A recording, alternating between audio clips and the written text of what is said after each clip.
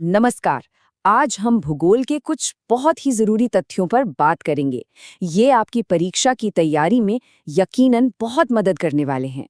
तो चलिए बिना देर किए सीधे भारत के बुनियादी ढांचे यानी इंफ्रास्ट्रक्चर से जुड़ी मजेदार जानकारियों से शुरू करते हैं। तो इस पहले हिस्से में हम बात करने वाले हैं भारत की जीवन रेखा के बारे में, यानी कि इसका ट्रांसपोर्ट नेटवर्क और जो बड़ी बड़ी राष्ट्रीय परियोजनाएं हैं उनके बारे में। हम इसमें सब कुछ देखेंगे, पुराने ऐतिहासिक रेलवे स्टेशनों से लेकर देश को जोड़ने वाले बड़े बड़े हाईवे तक हर पहलू पर नजर डालेंगे। अच्छा, सबसे पहले बात करते हैं छत्रपति शिवाजी टर्मिनस की। मुंबई का ये मशहूर स्टेशन सिर्फ एक स्टेशन नहीं है, ये तो मानो इतिहास का एक जीता जागता पन्ना है। और इसे डिजाइन किया था British architect Frederick William Stevens ने। और इस शानदार डिजाइन को हकीकत बनने में सोचिए पूरे 10 साल लग गए थे। अब देखिए, भारतीय रेलवे की रीढ़ की हड्डी हैं इसके मैन्युफैक्चरिंग सेंटर्स। एक मजेदार बात यह है कि भारत का पहला लोकोमोटिव कारखाना वो पश्चिम बंगाल के चितरंजन में लगा था। और जो पहिए होते हैं वो बेंगलोर में बनते हैं, और हमारे रेल के कोच वो चेन्नई, रायबरेली और कपूरथला जैसे शहरों में तैयार होते हैं। मतलब सच में ये एक बहुत ही बड़ा नेटवर्क है।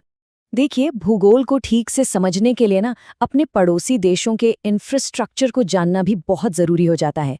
तो चलिए पाकिस्तान के कुछ प्रमुख बंदरगाहों पर एक नजर डालते हैं। केटी और कासिम ये दोनों सिंध प्रांत में हैं, जबकि जो ग्वादर बंदरगाह है जो कि स्ट्रेटेजिकली बहुत महत्वपूर्ण है वो बलूचिस्तान में है। चलिए अब बात करते हैं कुछ बड़ी राष्ट्रीय परियोजनाओं की। सागरमाला परियोजना के बारे में सुना है? ये भारत के बंदरगाहों को एकदम मॉडर्न बनाने और उन्हें इकोनॉमिक ग्रोथ का हब बनाने की एक बहुत ही बड़ी योजना है।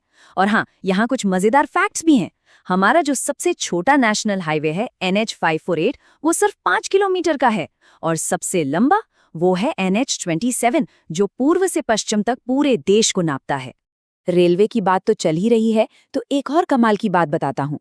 क्या आपको पता है कि दुनिया का सबसे लंबा रेलवे प्लेटफॉर्म अब कहीं और नहीं बल्कि हमारे भारत में ही है?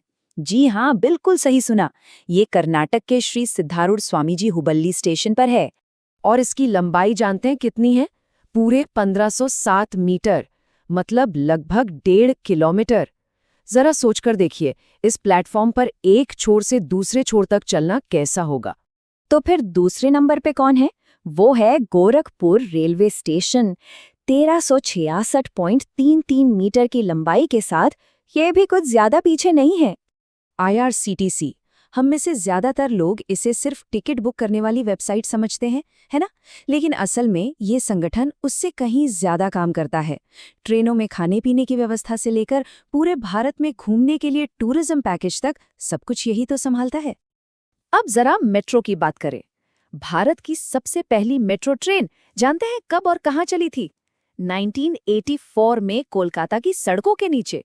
और दिल्ली को अपनी मेट्रो के लिए लगभग 18 साल का इंतजार करना पड़ा, जिसकी शुरुआत हुई थी 2002 में। अच्छा, कभी ऐसा हुआ है कि रेलवे क्रॉसिंग पर लंबा इंतजार करना पड़ा हो? बहुत इरिटेटिंग होता है ना? तो बस इसी समस्या को हल करने के लिए 2016 में शुरू हुआ था सेतु भारतम कार्यक्रम। इसका सीधा सा लक्ष्य था 2019 तक सभी नेशनल हाईवे को रेलवे लेवल क्रॉसिंग से फ्री करना, ताकि सफर सेफ भी हो और तेज भी। तो ये तो हुई इंफ्रास्ट्रक्चर की बात, जो देश को फिजिकली जोड़ता है। लेकिन भारत की असली आत्मा, वो तो इसकी अलग अलग संस्कृतियों में बसती है।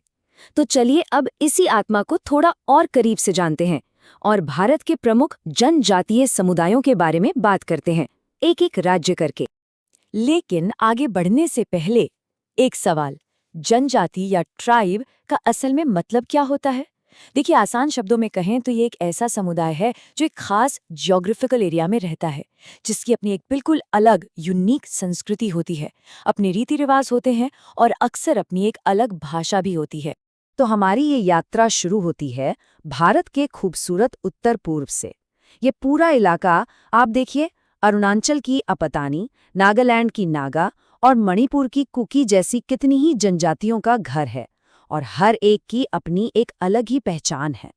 यहाँ पर एक बात ध्यान देने वाली है, कुछ जनजातियां अपनी यूनिक संस्कृति और इतिहास की वजह से एग्जाम के लिए खास तौर पर महत्वपूर्ण हो जाती हैं, जैसे कि मेघालय की गारो, खासी और जयंतिया, और अंडमान की वो रहस्यमयी सेंटिनलीज जनजाति। इन पर खास ध्यान देना है क्योंकि इनसे जुड़े सवाल अक्सर पूछ लिए जाते हैं। ठीक है, उत्तर पूर्व से अब आगे बढ़ते हैं। चलिए, लक्षद्वीप के द्वीपों से लेकर सिक्किम के पहाड़ों तक और फिर पंजाब के मैदानों से लेकर जम्मू कश्मीर की खूबसूरत घाटियों तक की जनजातियों को देखते हैं। हाँ, यहाँ सिक्किम की लेप्चा और भूटिया जनजातियों का नाम याद रखना जरूरी है, ये भी काफी महत्वपूर्ण है। अब हम चलते हैं भारत के दिल की ओर, यानी कि हमारे उत्तरी और मध्य राज्यों की तरफ। यहाँ भी विविधता की कोई कमी नहीं है। हिमाचल प्रदेश के पहाड़ों से लेकर छत्तीसगढ़ के घने जंगलों तक गद्दी, गोंड और थारू जैसे कई अलग-अलग आदिवासी समुदाय रहते हैं।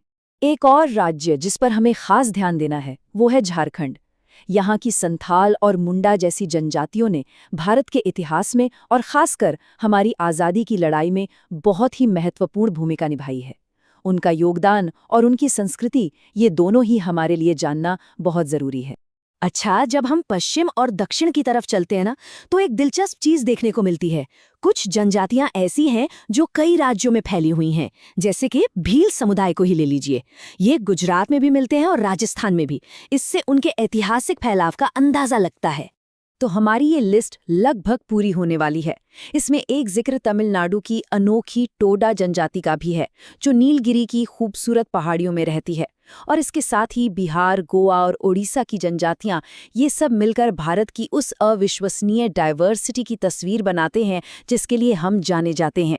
तो अब तक हमने काफी कुछ जान लिया है। चलिए, अब आपकी जानकारी को परखने के लिए दो छोटे-छोटे सवाल। पहला सवाल ये है, क्या कोई अंदाजा लगा सकता है कि भारत के उत्तर पूर्वी और हिमालयी क्षेत्रों में कौन सा जातीय समूह सबसे ज्यादा पाया जाता है? अगर इसका जवाब मंगोलॉइड समूह सोचा है, तो वो जवाब बिल्कुल सही है। इस समूह की जो शारीरिक विशेषताएं होती हैं, वो इन इलाकों के लोगों में साफ तौर पर दिखाई देती हैं। और अब आज का आखिरी सवाल। याद है हमने झारखंड की संथाल जनजाति की बात की थी। तो सवाल ये है कि वे किस जातीय समूह से संबंध रखते हैं? इसका सही जवाब है प्रोटो ऑस्ट्रेलॉइड समूह। और ये जानना बहुत दिलचस्प है कि इन्हें भारतीय उपमहाद्वीप के सबसे पुराने निवासियों में से एक माना जाता है। तो इसी के साथ भूगोल से जुड़े इन जरूरी तथ्यों की हमारी ये चर्चा यहीं समाप्त होती है। उम्मीद है कि इस पूरी चर्चा से भारत के भूगोल के इन महत्वपूर्ण पहलुओं को समझने में काफी मदद मिली होगी। आपकी आने वाली परीक्षाओं के लिए ढेर सारी शुभकामनाएं।